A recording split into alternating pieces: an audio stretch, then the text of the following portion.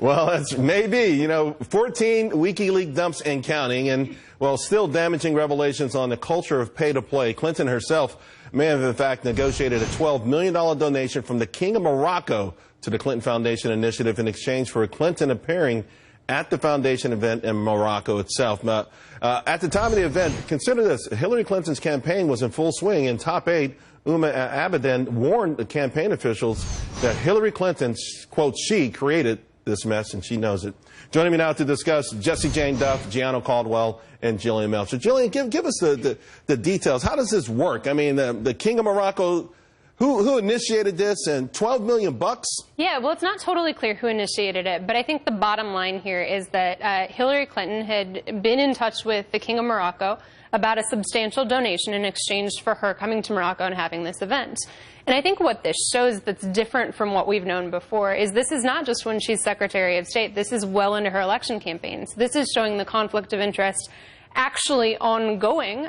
She didn't end up going, but Bill Clinton and Chelsea certainly did. Did they get the 12 mil? That's not totally clear right now how much they got. But I think what's disturbing about this, in addition to the fact that there's a conflict of interest, is this is after her own State Department said that these are human rights abusers. And it also involved an energy, I believe it was a mining company that had some really severe human rights abuses. So. Jesse, Hillary never really minded taking money from anyone, human rights abuser or not. But the idea that she would do this as the presidential campaign was ramping up.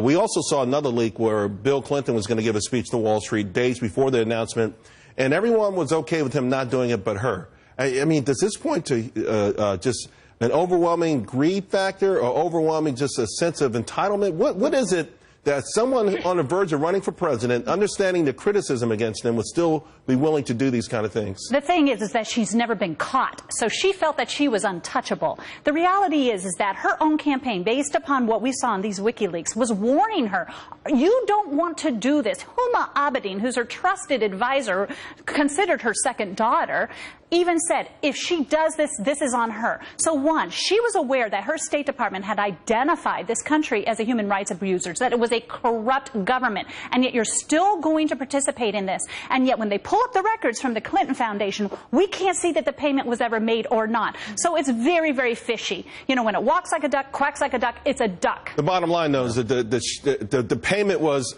they requested the payment. Yeah. The shakedown was in place. Yeah. Yes. This is pay to play, plain and simple, right? Yeah. I mean, this is just the way, there's no other way to interpret this. Yeah, and me being an Illinois resident, I bet you Rod Blagojevich is somewhere sitting in his cell wondering why he went to jail. Where's my camera? Right here. I tell you, America, this is an inside view of what to expect from a future Hillary Clinton administration. The WikiLeaks has clearly laid out what Hillary Clinton is about, and if you want to be a part of her administration as an American citizen, trying to get her to do certain things, you need to be rich and powerful. And that's what it seems like is coming down to at this point, Charles. Yeah. I think another really disturbing facet of this is our insight into how Clinton Global Initiative operates.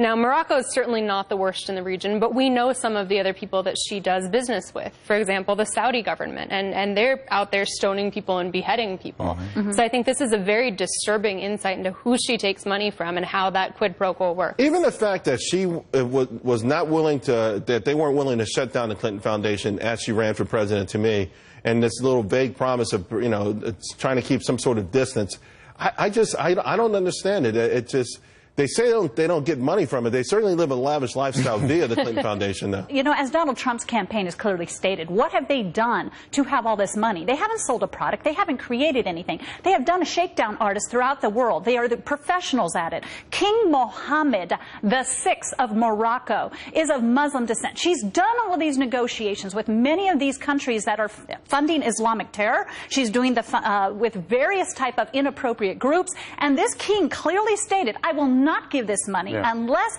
she is there. Gianno and everyone, will it make a difference? This is dump number 14. Yeah.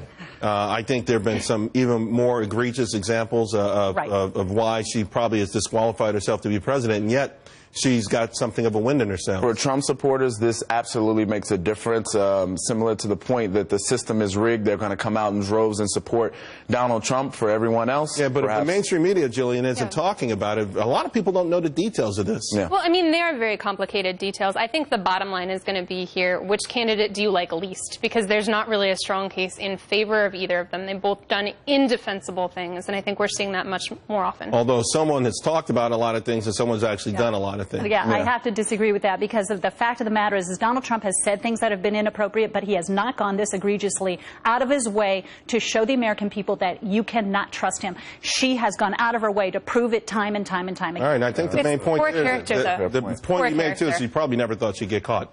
All right, guys, thank you.